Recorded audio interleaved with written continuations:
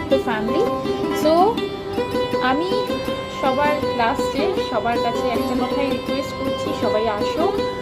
যার জন্য আসবে সেটা হচ্ছে আমাদের আপকামিং এক্সিবিশন, যেটা কিনা কাল থেকে মানে 11ই আগস্ট থেকে 17ই আগস্ট বোধন দ্বিতীয় অধ্যায় সিজন 2 আগের বছরের মতো আমরা আবার আয়োজন করছি একই জায়গায়, ঠিক ইন্দ্রপ্রভা ভবন, যেটা কিনা একদম গোপালবাগের মুখে।